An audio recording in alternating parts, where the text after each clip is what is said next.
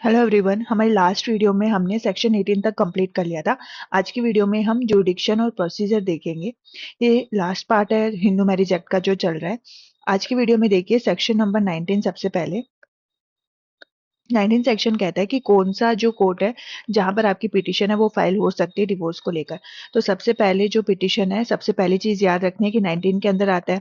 फिर याद रखना है कि डिस्ट्रिक्ट कोर्ट में फाइल होगी, ये ध्यान रखना है कोर्ट का नाम। अब देखिए सबसे पहली जगह जहाँ पे मैरिज है वो सोलेमनाइज हुई है, मतलब जहाँ पे कंडक्ट करी है मैरिज। मान लीजिए हस्बैंड और वाइफ है, इन दोनों ने अपनी मैरिज करी है दिल्ली के अंदर। तो जो पिटीशन है वो दिल्ली के अंदर फाइल होगी। अब उसके बाद में सेकंड क्लोज में देखिए कि जो रेस्पोंडेंट है वो पिटीशन के टाइम कहाँ रिसाइड कर रहा था। रेस्पोंडेंट कौन होता है जिसके खिलाफ पिटीशन फाइल हुई है। तो जो जिसके खिलाफ पिटीशन फाइल हो रहा है वो कहाँ रेजिडेंस है, वो कहाँ रहता है, वहां पे पिटीशन जो है फाइल हो जाएगी।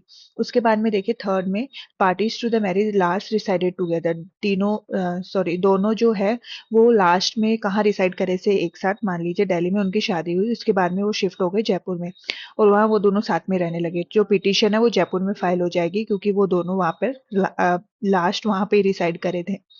फिर 3A के अंदर आता है कि वाइफ अगर पिटिशनर है तो जहां पर वो रिसाइड कर रही है, ये 2006 में नया ऐड हुआ था, तो वहां भी फाइल हो सकता है। जहां पे वाइफ जो है अगर पिटिशनर है और वो जहां रिसाइड कर रही है वहां भी पिटिशन है वो फाइल हो गई। मतलब अगर वो अपने पीहर में रह रही है तो वो अपने पीहर में पिटिशन फाइल कर सकती है।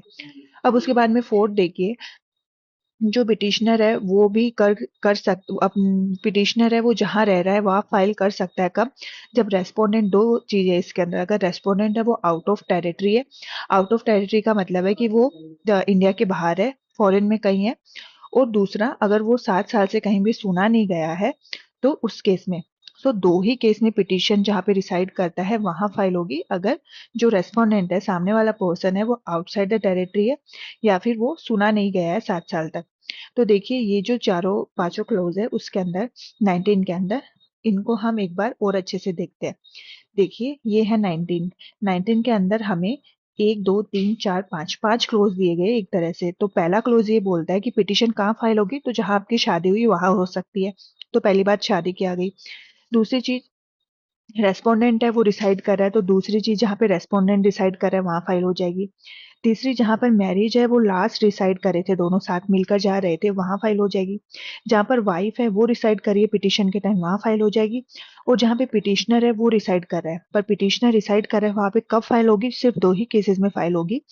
अगर जो रेस्पोंडेंट है वो आउटसाइड टेरिटरी है, मतलब इंडिया के बाहर है, और 7 साल तक वो सुना नहीं गया है, मतलब 7 साल से वो गायब है, तो इन दो केस के अंदर पिटीशन है वो पिटिशनर जहाँ रह रहा है वहां फाइल हो जाएगी। तो ये 5 कंडीशन है, इससे दे रखी, इन 5 कंडीशंस में से कहीं भी जो पिटिशन है वो फाइल हो सकती है। ठीक है।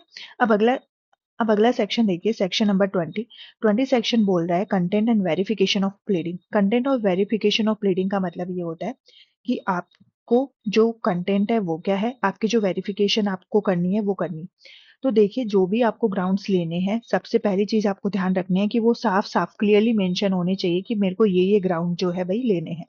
ठीक है। तो ग्राउंड है वो क्लियरली मेंशन होने चाहिए, सबसे पहली बात। फिर देखिए रिलीफ जो भी फाउंड हुए, क्लेम करे गए, वो आप क्लियरली मेंशन करिए वहां पर, साफ साफ लिखिए। अब देखिए एक्सेप्ट सेक्शन 11, सेक्शन 11 को छोड़ के, 11 सेक्शन कौन सा है, वॉइड मैरिज। तो वॉइड मैरिज को छोड़कर कोई भी कोलूजन है वो नहीं होना चाहिए। कोलूजन का मतलब होता है मिली भगत, दोनों जो पार्टीज है हस्बैंड और वाइफ उनकी कोई मिली भगत नहीं होनी चाहिए। मतलब कि मान लीजिए दोनों ने कोई भी इस स्कीम का फायदा उठाने के लिए ये चीज साथ में मिलकर करे, या कोई लंबी प्रोसीडिंग से बचने के लिए साथ में करे, तो ऐसा बिल्कुल भी अलाउड नहीं है। कोई भी कोल्यूशन है वो पिटिशनर और रेस्पोंडेंट दोनों के बीच में बिल्कुल नहीं होना चाहिए, पिटिशनर और अदर पार्टी के बीच में बिल्कुल भी ऐसा कोलिजन नहीं होना चाहिए। तो दो चीजें इसमें याद रखनी है। पहली कि जो भी आपको रिलीफ क्लेम करना है वो आप क्लियरली मेंशन करिए, साफ साफ लिखिए कि मेरे को ये रिलीफ चाहिए। उसके बाद में सेक्शन 11 को छोड़कर कोई भी कोलिजन आप दोनों के बीच में नहीं होना चाहिए। सेक्शन 11 क्यों छोड़ा गया? क्योंकि वो तो वॉइड मैरिज है, वॉइड मैरिज तो पहले से ही नल एंड वॉइड है, उसमें अगर आप कुछ करते हो कुछ नहीं भी करते हो तो कोई फर्क नहीं होती। तो नो कोलिजन वैलिड मैरिज में ही होगी। तो वैलिड मैरिज में कोई भी कोलिजन नहीं होनी चाहिए, मतलब कोई भी मिली भगत नहीं होनी चाहिए, मिलजुल कर कोई बदमाशी करते हैं वो नहीं होनी चाहिए। अब सेकंड क्लोज देखिए, जो स्टेटमेंट है वो क्या करे, वेरीफाई करेगा पिटिशनर। वेरीफाइड का मतलब क्या करेगा, पिटिशनर है उसको ये बोलेगा कि ये वेरीफाइड है, मैं इस पे सहमत हूँ, मैं इसकी कंसेंट देता हूँ, मैं ये सच बोल रहा हूँ, तो ऐसे ये वेरीफाई करेगा इसको। ये वेरिफिकेशन क्यों करते हैं, क्योंकि एज ए एविडेंस ये बाद में यूज आता है, तो ये इंपॉर्टेंट है। तो सेक्शन 20 के क्लोज 2 के अंदर वेरिफिकेशन हो जाएगा बाय द पिटिशनर। अब अगला सेक्शन देखिए, सेक्शन नंबर 21 जो बोलता है application by application of the act 5/1908। इसके अंदर ये बोला गया है बस इतनी सी बात कि जितनी भी प्रोसीडिंग होगी वो सीपीसी के अकॉर्डिंग होगी। ठीक है, तो ये सिविल प्रोसीजर चलेगा। सिविल प्रोसीजर चलेगा तो सिविल केसेस, सिविल मैटर के अकॉर्डिंग सारी जो प्रोसीडिंग है वो की जाएगी हिंदू मैरिज एक्ट की। तो इस केस में, इस सेक्शन में इतना ही ध्यान रखना है। अब सेक्शन 21 देखिए, 21A के अंदर दिया गया है power to transfer the petition in certain cases. कुछ केसेस ऐसे हैं जिसके अंदर जो पिटिशन है वो फाइल वो ट्रांसफर हो सकती है एक डिस्ट्रिक्ट कोर्ट से दूसरी डिस्ट्रिक्ट कोर्ट में। तो देखिए वो कौन से सर्कमस्टांसेज है जहां पर ट्रांसफर हो जाएगी। तो सबसे पहले एक क्लोज के अंदर देखिए, एक पिटीशन फाइल होती है जो कि डिस्ट्रिक्ट कोर्ट के अंदर है। ठीक है, और किसको लेकर फाइल हुई है, जुडिशियल सेपरेशन को लेकर फाइल हुई है सेक्शन 10 के अंदर, और डिग्री ऑफ डिवोर्स को लेकर सेक्शन 13 के अंदर फाइल हुई है।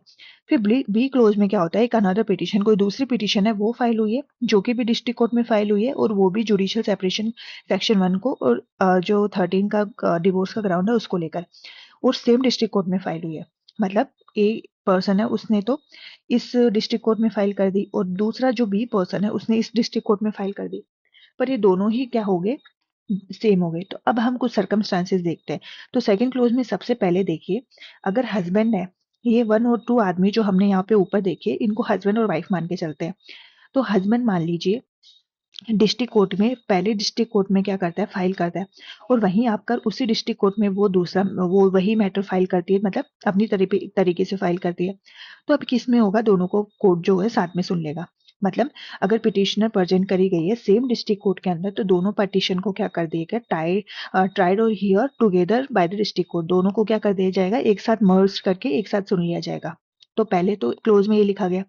दूसरे क्लोज में अगर सेम डिस्ट्रिक्ट कोर्ट है तो चलो आपने ऐड कर दिया दोनों को, पर अगर डिफरेंट डिस्ट्रिक्ट कोर्ट हो तो आप क्या करोगे, तो डिफरेंट डिस्ट्रिक्ट कोर्ट में क्या होगा, जो पिटीशन होगी वो बाद में जिस कोर्ट में फाइल हुई है उसको पहले वाले कोर्ट में ट्रांसफर कर दिया जाएगा। देखिए इसको ऐसे समझिए, मान लीजिए ये हस्बैंड है, ये क्या करता है, पिटीशन लेकर आता है जो डिस्ट्रिक्ट कोर्ट है ए। अब वाइफ है, वो पिटीशन लेकर जाती है डिस्ट्रिक्ट कोर्ट जो बी है। ठीक है, अब देखिए वाइफ है वो बाद में लेकर आई है, तो वाइफ वाली जो पिटीशन है वो ट्रांसफर हो जाएगी, जो बाद में लेकर आता है उसकी पिटीशन है वो ट्रांसफर हो जाएगी पहले वाले कोर्ट में। तो ये जो डिस्ट्रिक्ट कोर्ट है इसकी जो पिटीशन है वो ट्रांसफर हो जाएगी डिस्ट्रिक्ट ए के अंदर। तो ये ऐसे चलेगा, अगर डिफरेंट डिस्ट्रिक्ट कोर्ट है तो जो बाद वाली पिटीशन होगी वो क्या हो जाएगी, पहले वाले कोर्ट में ट्रांसफर हो जाएगी। अब थर्ड है, वो क्या बोल रहा है कि कोई भी देखो थर्ड जो क्लोज है वो ये कह रहा है कि, देखिए नेक्स्ट क्लोज देखिए जो 3 के अंदर दिया गया है। नेक्स्ट क्लोज ये बोलता है कि अब जो सीपीसी के अंदर सीपीसी की जैसे प्रोसीडिंग होगी, ये तो आपको पता ही है, ऊपर वाले एक्ट में हमने पढ़ा था। अब देखिए जो ट्रांसफर होगा सूट का, और वो जिस डिस्ट्रिक्ट कोर्ट में होगा, मतलब पहले वाली डिस्ट्रिक्ट कोर्ट के अंदर केस है वो ट्रांसफर होके पहले वाली पे चला गया, जो दूसरी वाली में फाइल हुआ था वो ट्रांसफर होके पहली वाली कोर्ट में चला गया। तो पहले वाली कोर्ट में चला गया तो वो जो कोर्ट है वो उसको ऐसे ही एक्सरसाइज करेगी पावर को जैसे कि उसी कोर्ट के अंदर वो इंस्टीट्यूट हुआ है। देखिए इसको ऐसे समझिए, अगर ये डिस्ट्रिक्ट कोर्ट 1 है, ठीक है, और डिस्ट्रिक्ट कोर्ट 2 है। अब डिस्ट्रिक्ट कोर्ट 2 जो है वो क्या करती है, इस पिटीशन को फाइल करती है डिस्ट्रिक्ट 1 में। तो अब डिस्ट्रिक्ट 1 है, उसको उसको उस केस को ऐसे ही सुनेगी जैसे कि वो केस इसी कोर्ट में फाइल हुआ है, ना कि इसमें। ठीक है, तो ये वाला क्लोज ये बोलता है। अब अगला सेक्शन देखिए 21B। 21B बोलता है कि special provision relating to the trial and disposal of the petition the act. अब देखिए 21B के अंदर ये प्रोविजन है। अब देखिए जो हिंदू मैरिज एक्ट के अंदर जो केसेस आते हैं वो थोड़े इमोशनल होते हैं, और थोड़े से मैरिज को लेकर सेंसिटिव मैटर्स होते हैं। तो इन केसेस को जल्दी, ये प्रॉपर्टी की जैसे लंबे लंबे तो नहीं चला सकते, तो इनको जितना जल्दी हो सकता है उतना जल्दी डिस्पोज ऑफ करने की जो कोर्ट है वो ट्राई करेगा। तो सबसे पहले जो है वो ये चीज ध्यान रखनी है कि जो ट्रायल होगी उसकी डे टू डे होगी। ठीक है, और ज्यादा एडजमेंट है वो नहीं दिए जाएंगे। अब जो पिटीशन है देखिए 6 महीने के अंदर डिस्पोज ऑफ करनी है, और 6 महीने कब से, date of service of notice. देखिए आपने केस फाइल किया, केस फाइल करने के बाद जब नोटिस जाता है, तो नोटिस जाने के बाद केस शुरू होगा। तो नोटिस के 6 महीने के अंदर अंदर आपको क्या करनी है, उस पिटीशन को डिस्पोज ऑफ करना है। तो 6 महीने का टाइम है वो आपको फॉलो करना है, ये चीज सेकंड क्लोज के अंदर दी गई है, याद रखनी है। अब उसके बाद में थर्ड क्लोज के अंदर दी गई है अपील। तो अपील के लिए इसका आधा, 6 महीने का आधा याद रखना है, 3 महीना। तो अपील के लिए 3 महीने का टाइम है जो दिया गया है। और ये 3 महीना कहाँ से काउंट होगा? ये date of service of notice से ही काउंट होगा, कि जिस दिन नोटिस सर्व हुआ है उस दिन से वो जो है काउंट होगा 3 महीना। जो 21B है उसके अंदर दो चीजें याद रखनी है, पिटीशन डिस्पोज ऑफ होगी 6 महीने के अंदर, और अपील का जो टाइम पीरियड है वो तीन तीन महीने के अंदर वो पूरी होगी। तो ये जो चीज है वो इसलिए दी गई है कि जल्दी से जल्दी जो मैटर है वो डिस्पोज ऑफ हो सके। अब 21C देखिए, सी के अंदर दिया गया है डॉक्यूमेंट्री एविडेंस। सबसे पहले इंपॉर्टेंट है इसका सेक्शन नंबर, बहुत बार एमसीक्यू में पूछा जाता है कि डॉक्यूमेंट्री एविडेंस कौन से सेक्शन के अंदर दिया गया है। तो 21C के अंदर दिया गया है। अब देखिए, कोई भी डॉक्यूमेंट है वो इनएडमिसिबल नहीं होगा सिर्फ ये ग्राउंड देकर कि वो ना तो ड्यूली स्टैंप है ना रजिस्टर है। तो कोर्ट जब भी कोई एविडेंस लेती है तो उस एविडेंस को स्टैम्प नहीं है, रजिस्टर नहीं है, ये बोलकर रिजेक्ट नहीं कर सकती। ठीक है, तो 21C इतनी सी बात करता है कि कोई भी डॉक्यूमेंट है वो स्टैम्प या रजिस्टर नहीं है ये बोल के रिजेक्ट नहीं करे जाते। अब उसके बारे में देखिए 22 के अंदर जो प्रोसेस। अब देखिए सेक्शन 22 के अंदर दिया गया है जो प्रोसीडिंग्स होगी वो इन कैमरा होगी और वो प्रिंट और पब्लिश नहीं होगी। देखिए, इन कैमरा का मतलब होता है प्राइवेट जगह पर, एक रूम के अंदर है वो प्रोसीडिंग होगी, ओपन कोर्ट के अंदर प्रोसीडिंग नहीं होगी। अब ये प्रोसीडिंग इन कैमरा क्यों होती है? क्योंकि ये प्राइवेटली जो चीजें होती है जैसे कि अडल्ट्री वगैरह हुआ, क्रूअल्टी वगैरह हुआ, तो ये ओपन कोर्ट के अंदर बहुत सारे पब्लिक या लोगों के बीच में बोलना थोड़ा आसान नहीं होता। तो इसीलिए ये जो प्रोसीडिंग है ये इन कैमरा मतलब एक रूम के अंदर करवाई जाती है, प्राइवेट के अंदर। तो प्रोसीडिंग इन कैमरा होगी और वो प्रिंट और पब्लिश नहीं है, मतलब उनको प्रिंट नहीं कर सकते और पब्लिश नहीं कर सकते। तो देखिए, सारी जो प्रोसीडिंग होगी इन कैमरा होगी, पहली चीज आपको ध्यान रखनी है। सेकंड चीज है, कोई भी चीज है वो पब्लिक या प्रिंट जो पब्लिश या फिर प्रिंट नहीं होगी। ठीक है, दूसरी चीज, और पब्लिक और प्रिंट कब हो सकती है? अगर यहाँ पर दे रखा है एक्सेप्शन की किस केस में हो सकती है, अगर हाई कोर्ट या सुप्रीम कोर्ट है वो कोई भी प्रीवियस परमिशन देता है तो ही हो सकती है, बाकी अदरवाइज पब्लिक और प्रिंट जो है नहीं होगी। अब सबसेक्शन